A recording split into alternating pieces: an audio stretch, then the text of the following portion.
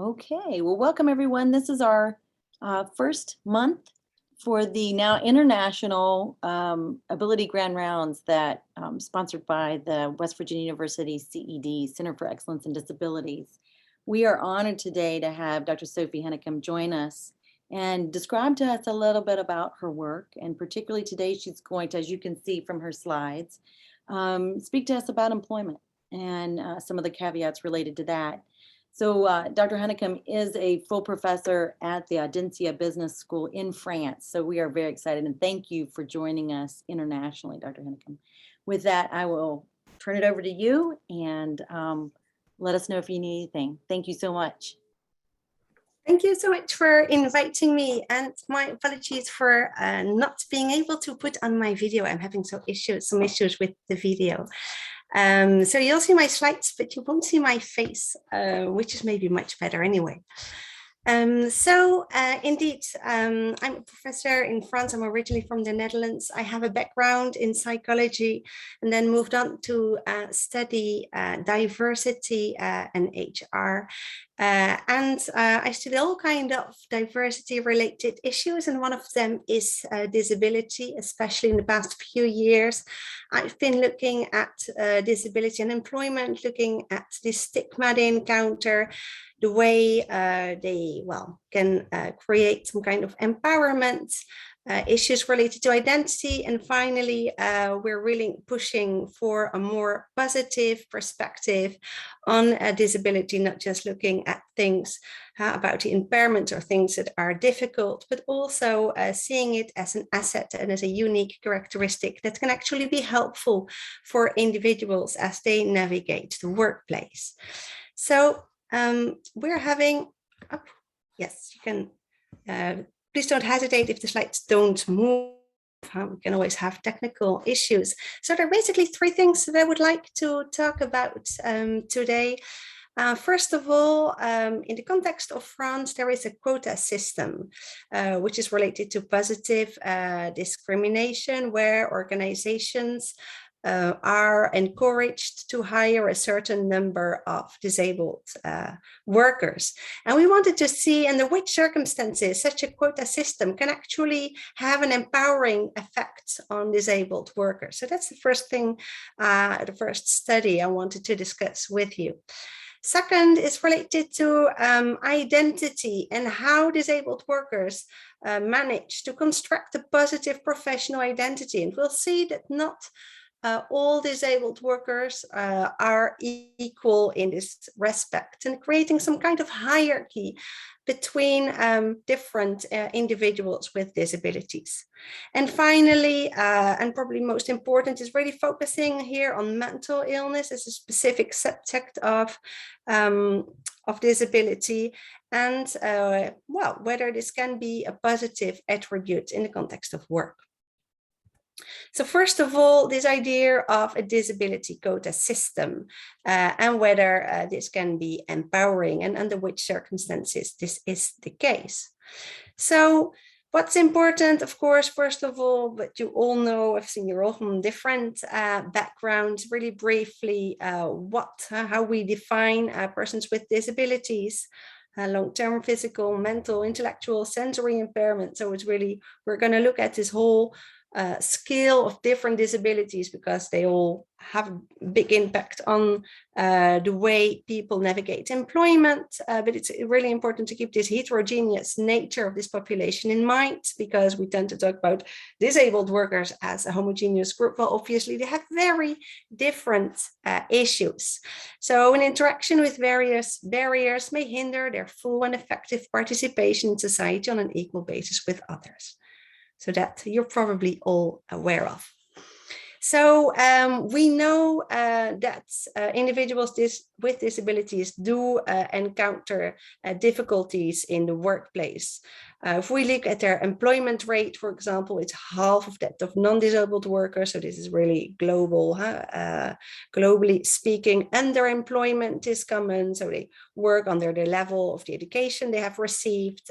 For example, lower earnings is something we can see, lower job security. They're the first ones to be laid off. And we've recently seen a study in which the pandemic affects disabled workers more strongly in terms of job loss, etc., than non-disabled workers. They also have less access to training. They experience discrimination, exclusion, etc. And although we have all kinds of beautiful anti-discrimination laws in many countries, still those issues tend to persist. So we cannot deny that disabled workers do encounter specific problems in an employment context. So why do we need to look at more research? So, well, we know this also relates to this idea of disclosure, whether you either reveal or conceal your disability. So that's always a big issue, and each country here is different. So very often, okay, we say, well, when you disclose it, you encounter a whole lot of negative reactions related to the stigma attached to one's conditions, but we don't actually know whether such a quota system is something good or not, because although we know that it is helpful, countries with quota systems tend to have a higher percentage of people with disabilities in their workforce, but there are many that actually do not meet the objective. And in France, it varies from country to country.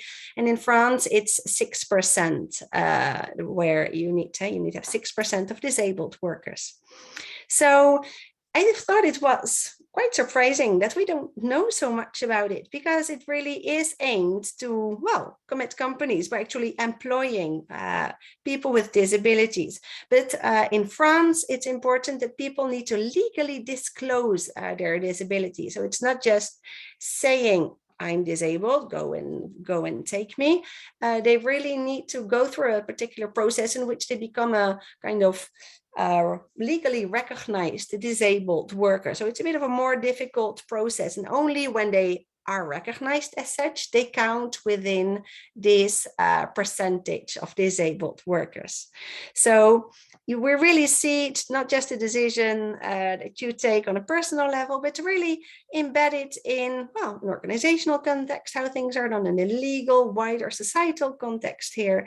So in countries with a quota system, it becomes also a legal disclosure here.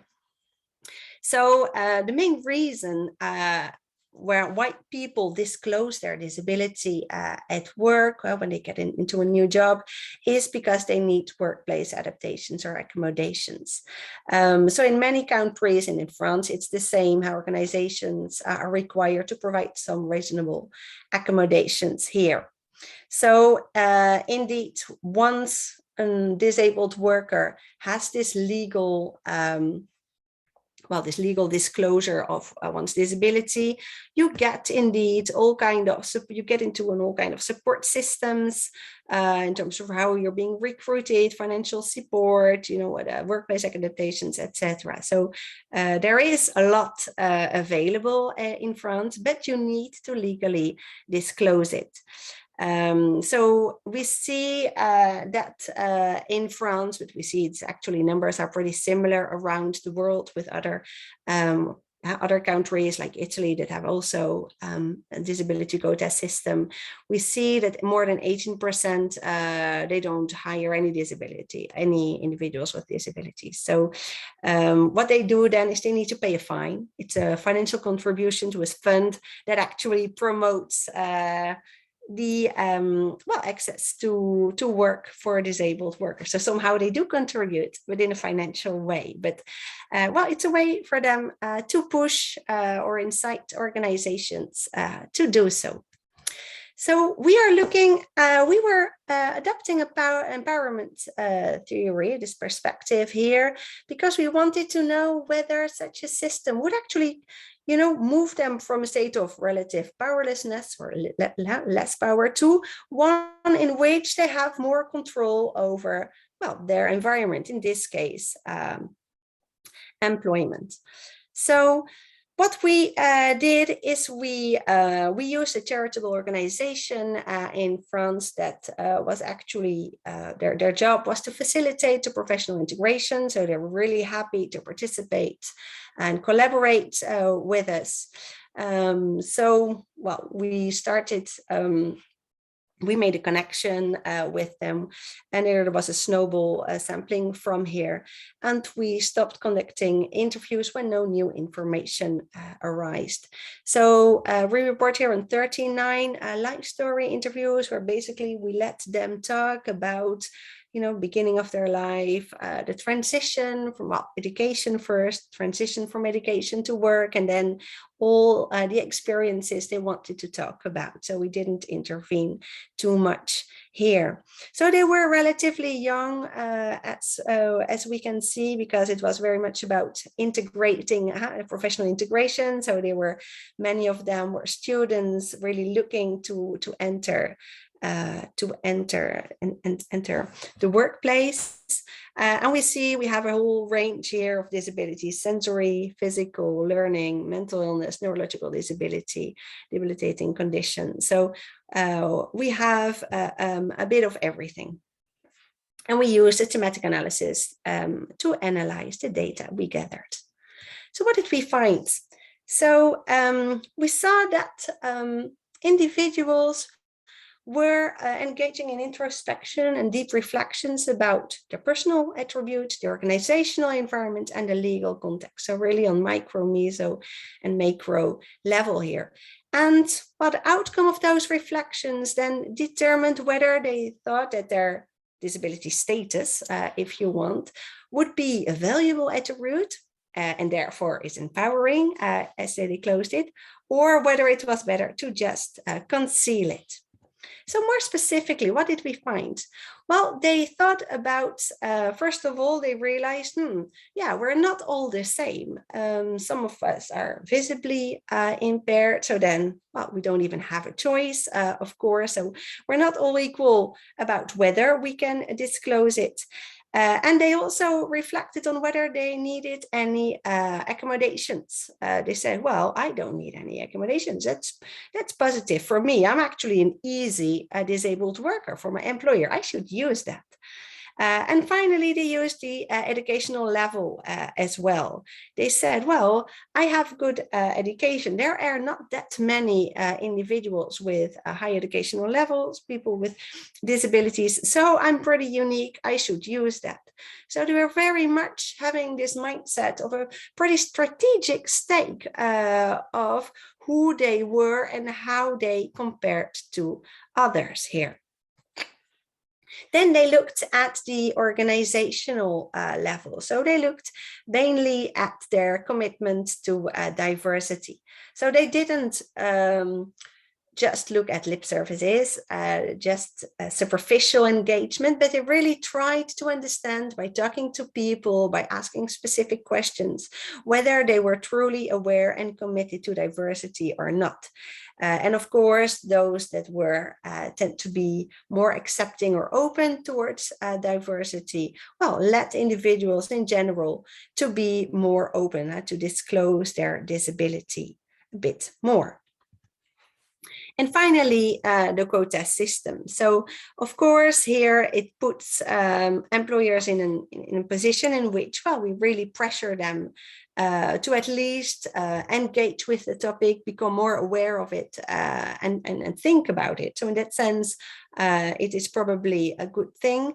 But most importantly, really, the participants used it strategically, and we were a little surprised by that.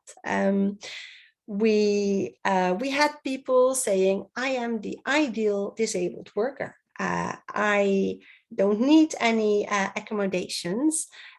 for me, I have a good education.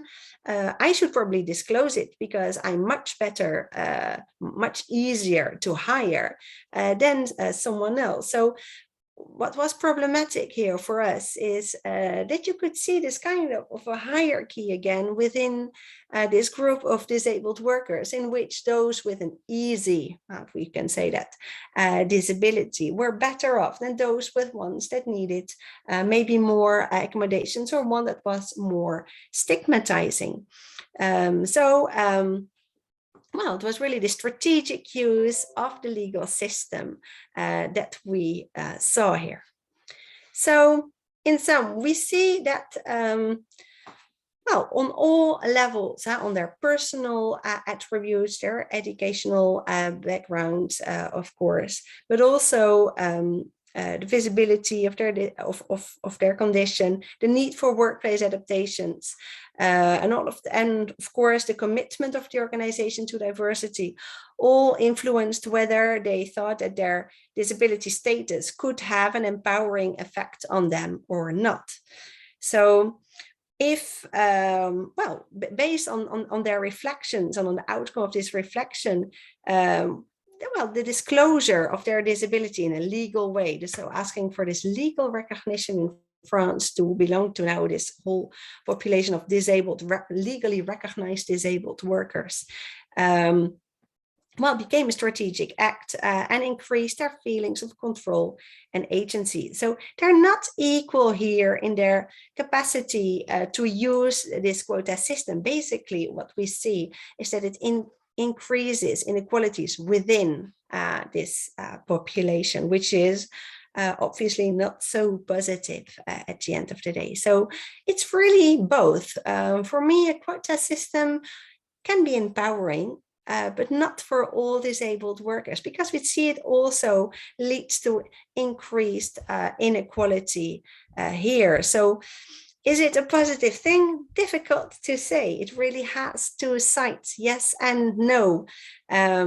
We can see an increase of intra-group discrimination. This whole principle of inclusion is not really, well,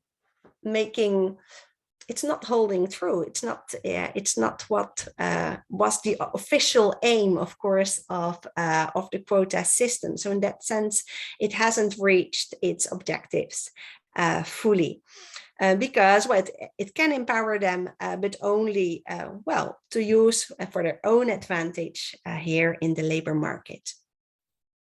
So it really is both. It can increase and decrease discrimination here, and it all depends on whether, well, the disability characteristics of them on organizational level, whether they're really committed to diversity, and finally the legal context, whether there's a quota system in place or not. So to finish off here, I would say that, by focusing on those disability characteristics, its visibility, its severity, the need for workplace adaptations, etc., what we see is really falling into the trap again that we saw of all the critics of the medical model of disability, because it's again the tendency to highlight the impairment and not the person. So that's the first thing I wanted to share with you here. I don't know whether it's very international, whether people from multiple countries here, because we can say it's specific to France, but I think the implications go a bit further, because it really highlights the heterogeneous nature of this population once again, and how policies that are aimed to increase inclusion actually can have also a negative effect. So the second study I wanted to share here is this idea of constructing a positive professional identity. So here, a little similar to what we saw before, we see that individuals are using social comparison. So they're really comparing themselves with other disabled workers. And based on that comparison, well, they determine the extent of stigma related to their disability. based on the disability characteristics that they have. And the less stigmatizing this is, of course, the easier it is for them to construct positive identity. So we know that disability is a stigmatized identity, leading more often than not to discrimination, marginalization, etc. So how then do they construct a positive work-related identity? It's not always easy, as we saw. They really struggled, and they also strongly felt that they were scrutinized more than workers without disabilities. They almost had to outperform them in order to be considered good enough. So the social comparison is really the idea that people compare themselves with others that are similar to them, in this sense, disabled workers. And of course, that this comparison affects one's sense of self. So you have upward social comparison, you compare to self, and you compare yourself with people who are better off somehow, and downward comparison here. And what do we mean by positive work-related identities? Well, these are aspects of identity and self-definition that are tied to participation in the activities of work or membership in work-related groups, organizations, occupations, or professions. So what it does here, why is it important to look at the creation of a positive work-related identity? Simply because it leads to positive social meaning, and it provides people with a sense of worth. So we did here this is not just a study in France, it was in several countries, as you can see, in France, the Netherlands, UK, United States, and Australia, where we started off with an organization, an association that helped us, and then through snowball sampling, it became a very international sample. So that wasn't actually the aim of the study, but we thought it was finally actually a good thing. So we see 24 women, 12 men, average age, which is here a little older, 32 years. And here the breakdown of people. We started off in France, 60% is French, 17 was American, 14 Dutch, 6 British, and 3 Australian. So once again, we have a variety of disabilities that were included here. We see that mental illness here made up of more than half of the sample, physical abilities, sensory abilities, neurological, learning, debilitating conditions. So we have a wide scale of different disabilities here again. So then we looked at, when we're looking at identities, you need to look at stigma, because what we see is that they use downward social comparison. So they really compared with people that are worse off than themselves here as a kind of a stigma identity management strategy. So they compared themselves with other disabled workers that they felt were more stigmatized. And therefore, well, they look better compared to others. So it helped them to construct a positive work-related identity. So this was really the technique that many of them were using. More specifically, this idea of stigma, where was it based on? Well, they really reflected mainly on 4 characteristics based on their condition: visibility, severity, controllability, and whether it needed workplace adaptations. And based on mainly those 4 characteristics, well, they compared themselves with others and they said, I need fewer workplace adaptations. Mine isn't so visible. Mine is not as bad as or I can control mine as long as I have a certain diet, I do sports, I get my sleep, I can control it better than others. So we didn't really expect this so much because we've seen in previous studies that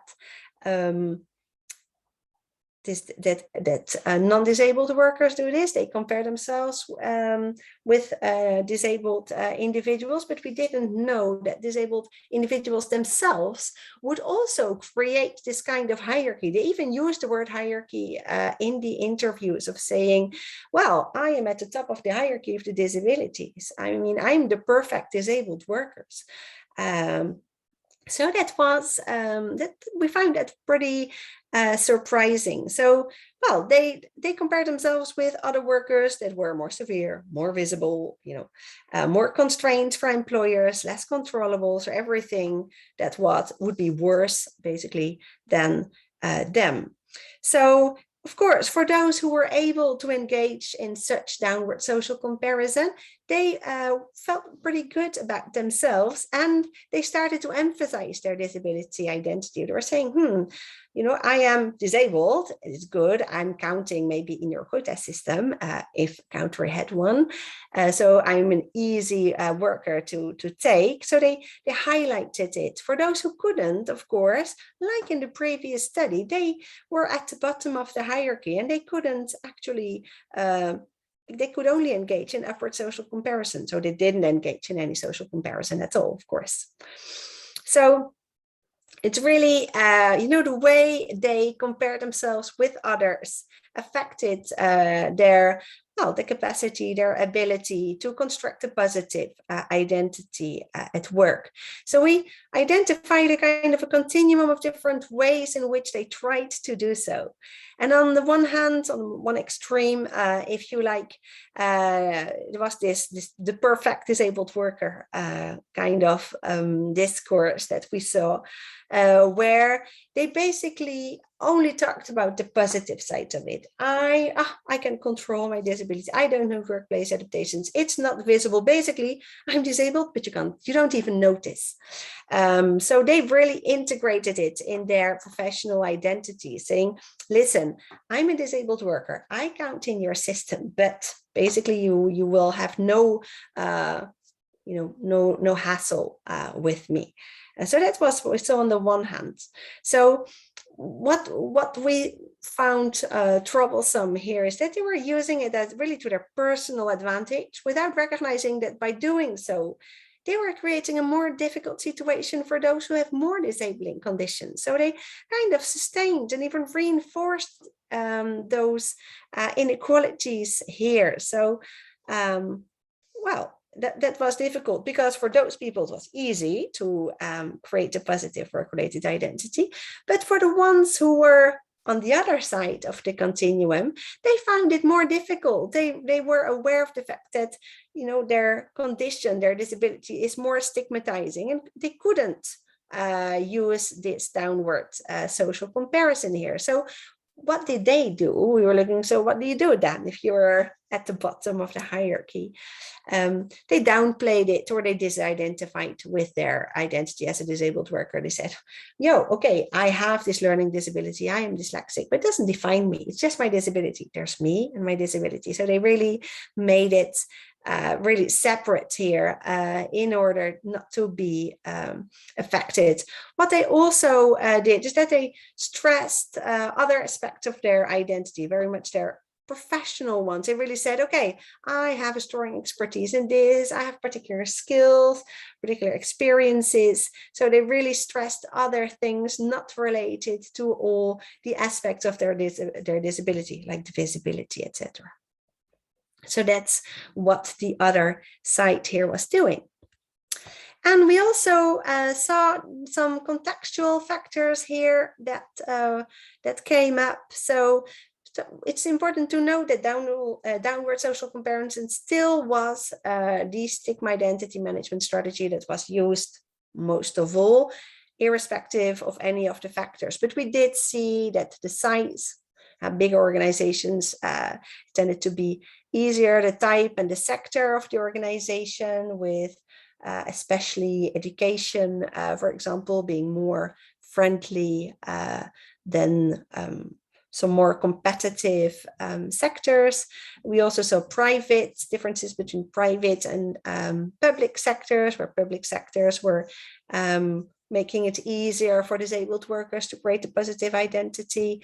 And of course, we saw national laws and regulations, but also the support both at the workplace for managers, ambience at work, the diversity, climate, and support from the family.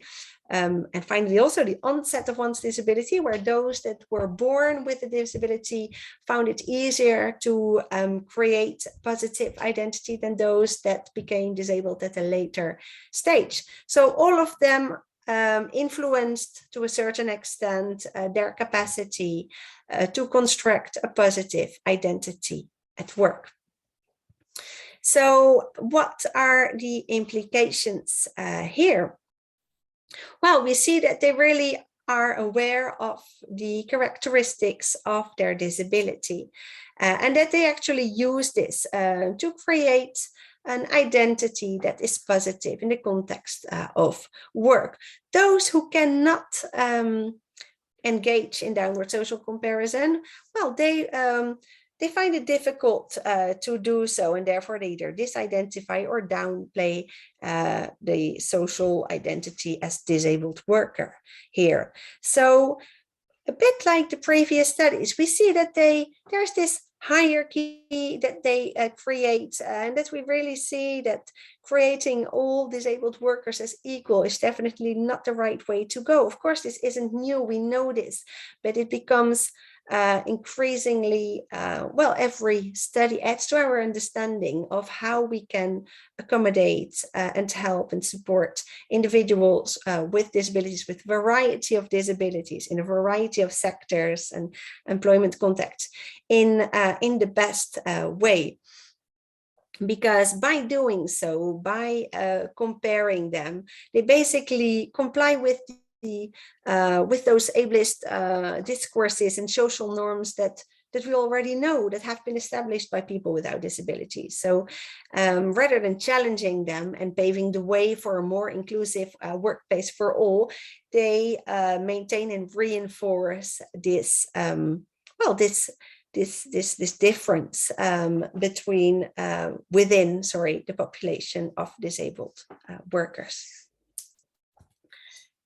Also, well, as I said before, they're unequal in their capacity to construct a positive identity. And what does this mean for people? Well, more tailored support where really is needed to attract them, retain them, develop their careers.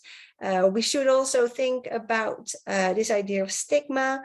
Where does it come from, stigma? Well, we see that controllability, severity, visibility, and whether someone needs workplace accommodations actually does play a role. So this is something that HR practitioners and managers and maybe even employment agencies that are specialized could help with.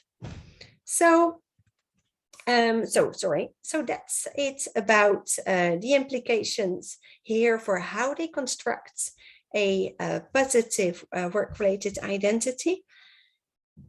And then the last one I wanted to discuss, if we still have time, I don't want to use too much of your time, is about people with a mental illness. So here we used a person-job fit perspective. So it's about matching the individual to a particular job or function. So what we see here is that mental illness is on the rise. So we see it as, we see that the World Health Organization says that it affects around 15% of adults, which is quite a bit. So there are way more people who actually encounter this at a certain point in their lives, and many of them might be actively employed. So why should we care about this? Well, for several reasons. There are ethical reasons, of course, simply because it's the right thing to do to create and improve the employment opportunities and the labor market position of individuals with mental illness. We can also look at it from a more economic perspective, looking at, well, the financial costs. As an example here, depression and anxiety cost the economy in the United States, for example, $1 trillion per year lost to due to less productivity, absenteeism, etc. So that's important too. And finally, from a more business case perspective here, we see that organizations that manage to attract and retain all workers, regardless of any diversity dimensions, whatever they are, actually benefit from them on all kind of levels. So what we see here, and I hope that in this room there are people from different disciplines. We see that, of course, we know a lot about it in health, in psychiatry, etc. But in terms of management, we know actually very little about it. And what is known is always, well, not always, I should say, but very often pretty negative. So they focus on what is not going well, reduced performance, increased cost of organizations, but never what they actually bring. And I was looking for this, and I could find so little. And I said, wow, that's crazy. We should show not what people cannot do, but what people can do. We increasingly see those initiatives everywhere with this between brackets and then ability, showing the focus is on abilities. But in terms of academic research that is supposed to lead into real practices and what's happening on the work floor, I saw very little, and I thought it presented an unfair and unbalanced portrait of the workplace experiences of those individuals, because it also affords them unique skills and abilities that I wanted to show. So that was really the aim of the study, a more holistic understanding, not saying it's all positive either, but just saying, hey, it has positive and negative sides, and let's really present them all. So it really focuses here on this strength-based approach as to studying individuals, which I think is a lot more helpful also as a way forward in managing people with mental health conditions. So we conducted 2 exploratory qualitative studies. First, we did 257 qualitative in-depth surveys, and based on them, once we had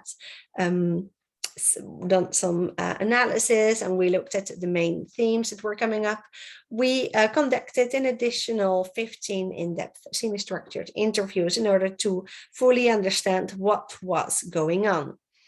So our theoretical perspective here is person-job fit, and there are different types of person-job fit. We have demands abilities fits and needs supplies fit. So in the demands abilities fit, what we see is that individuals look to align the demands of the job with certain skills and therefore their own skills and abilities.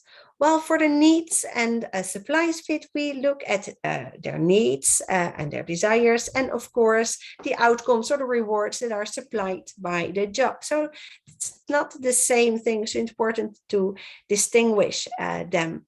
Why is it important? Well, because they may need workplace accommodations, adjustments, or whatever. It's just really important to get the person at the right position in order to tap into their abilities, their strength, what they're good at, while not trying to push on certain issues that are more challenging for them, which is true for all populations, but it's especially important for individuals with mental illness that struggle with particular aspects of what it means to work nowadays. So in our first study, we had many open-ended questions. So it was a qualitative survey. It was not closed-ended questions where we let them speak, questions about their experiences at work, about what their experiences were, the decisions that they took, how they came to choose a particular organization, whether they felt it suited them, etc., etc. And then, as I said, we build upon this by conducting some additional interviews.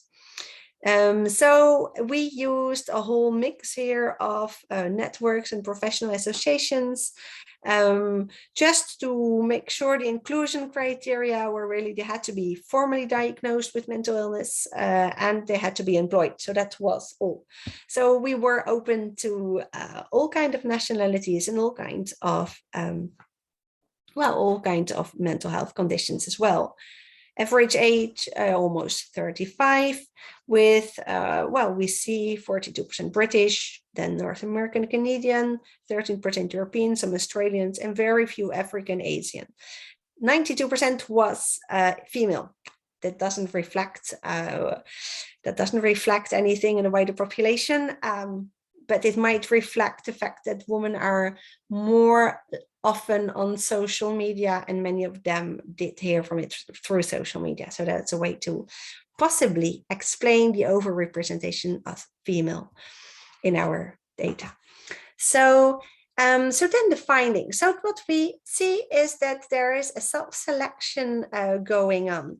So they really go into sectors naturally that fulfill their needs. What are those needs? Well, feeling valued, feeling useful, which is true for most of us. So they said, I'm actually achieving here good need supplies fit. Yeah, it really matches my need to feel good about what I'm doing.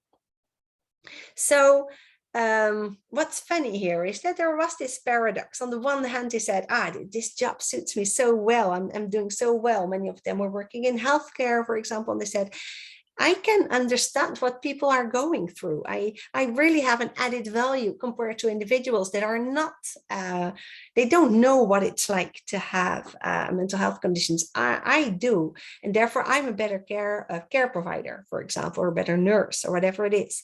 However, at the same time, we saw that they also find it really difficult to deal with stress, and it was high, in general, they tend to have high workloads, and they said, but this really stressful, really demanding kind of job, which is taking so many resources for me, it's not good for me. It makes my own mental health issues worse. So we had a good need supplies fit, but a really poor demand abilities fit. So we have this paradox here. So that was funny. On the one hand, they were really good at their job. And on the other hand, it led to the situation in which they were doing too much, creating too much stress, and then breaking down, not doing well, having to call in ill and not being able to cope. So it was really difficult to find this balance for them. It was a kind of paradoxical finding.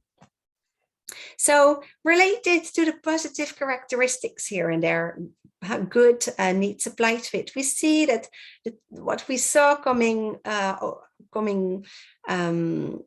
from the data over and over again was saying, I'm being perfectionistic, I'm organized, I'm having eye for detail, strong work ethic, tendency to over deliver.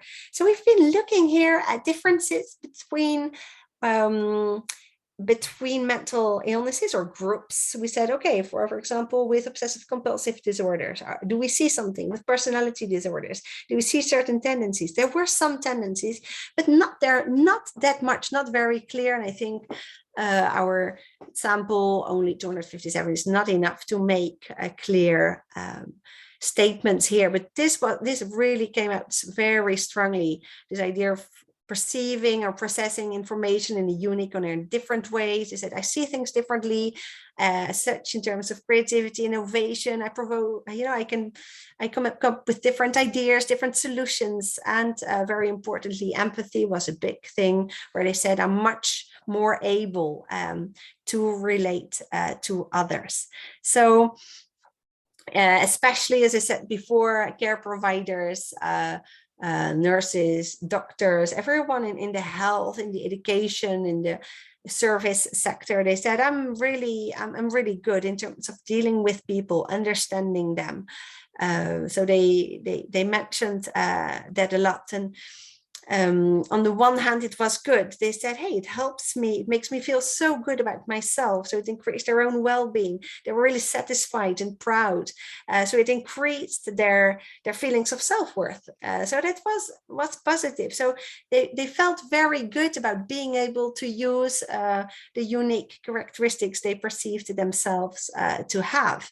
However, on the other hand, as I said, they were very often very sensitive to stress. They found it difficult to control their emotions very much. It became overwhelming. They found it difficult to concentrate.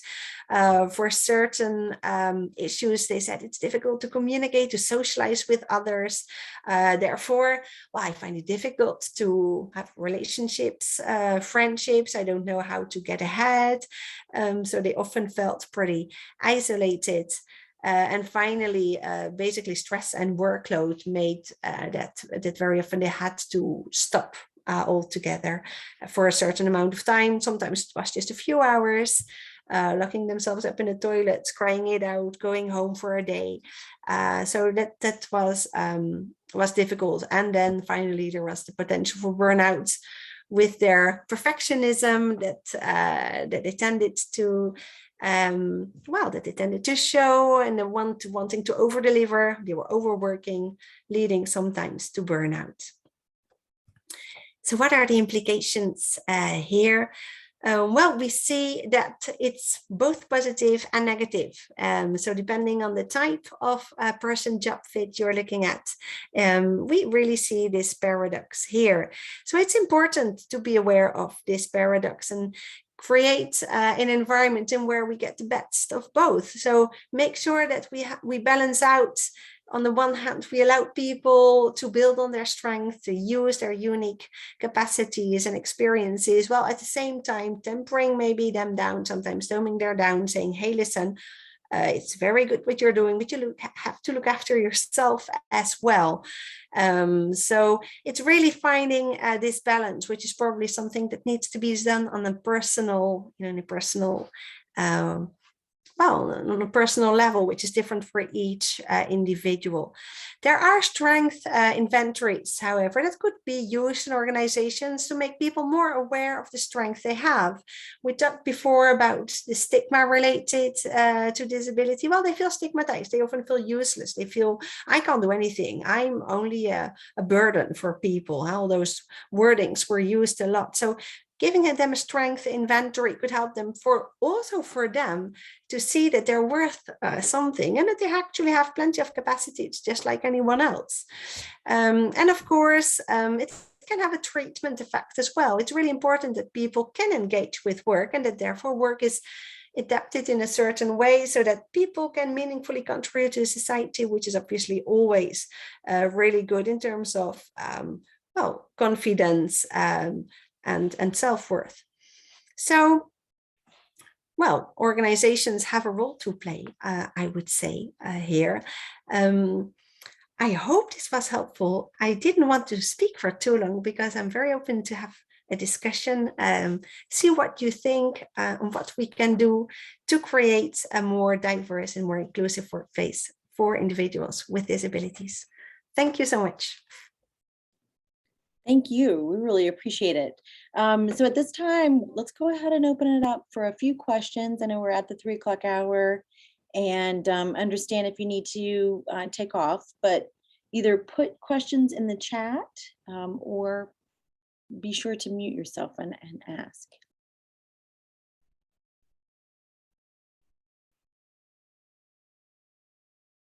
And I do see many of our partners who are within the employment sector, either as an employer or working with individuals to increase their employability.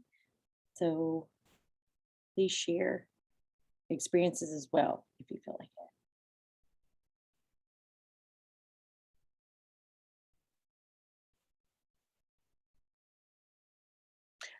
I will say while people are typing in, 2 things. One's I really enjoy the fact that you're focusing on resiliency in your work. I think the idea of how to sustain not only increase employment, but also keep them in those positions once they're there.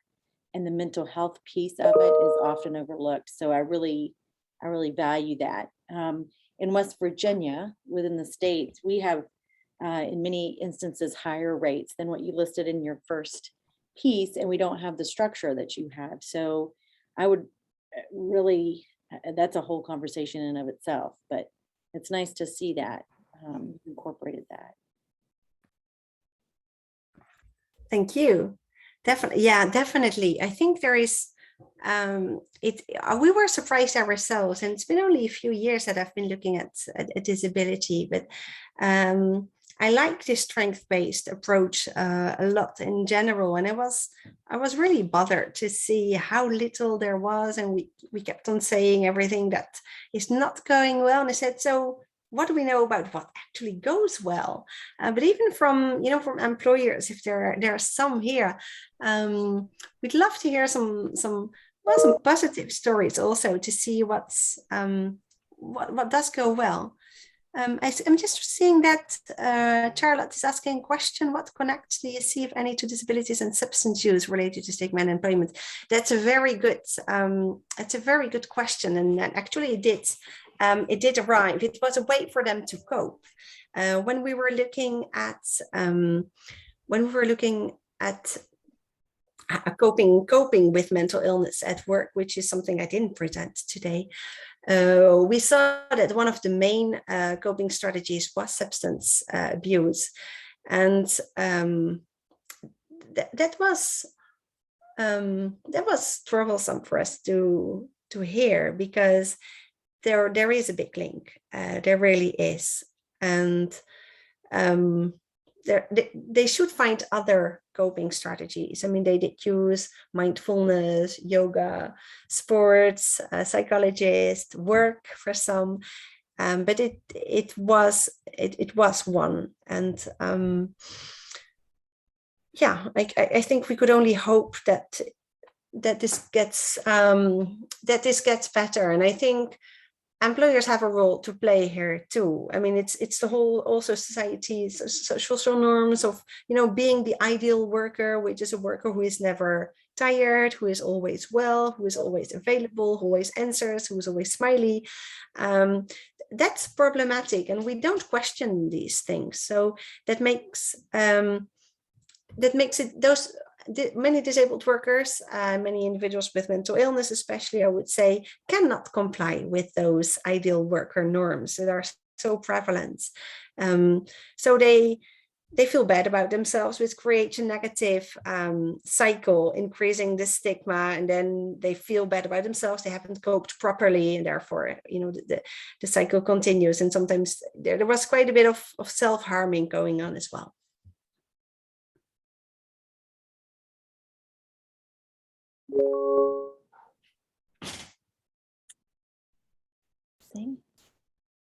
Okay, and I encourage everyone, if you, we do have Dr. Hennekam's email, and so as you have additional, and I think we have one more, let's go ahead and answer that, that's listed in the chat.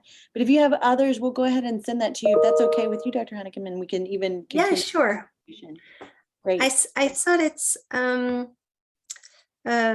Laurel Garcia is asking, it's a very good question. I'll just repeat for everyone to read. She said, I know someone who has an invisible disability and has been let go twice in the last 3 years, once with a disclosure and once without a disclosure. What would your advice be to that person? That's a very difficult question. And I think what you should do is, it's difficult. I think it maybe not disclose it in the beginning, get a feel for the place, test the waters a little, see how open they are towards diversity and disability, in particular in terms of co-workers, your direct manager, but also, board level, and then decide. Only disclose it when you feel you are safe. But by not disclosing it, somehow you also maintain the whole system, right? We have to disclose also in order to say, hey, listen, it's fine. Showing your vulnerabilities can be good, but not everyone can do it. Only people in easy, in powerful positions, because they have particular areas of expertise that the organization needs, have particular high educational levels, for example, can do it. The ones who are easily replaceable, maybe let go, which is terrible. There is no perfect advice here, but that's probably what I would do. But but I'm happy to learn about other people's perspectives here.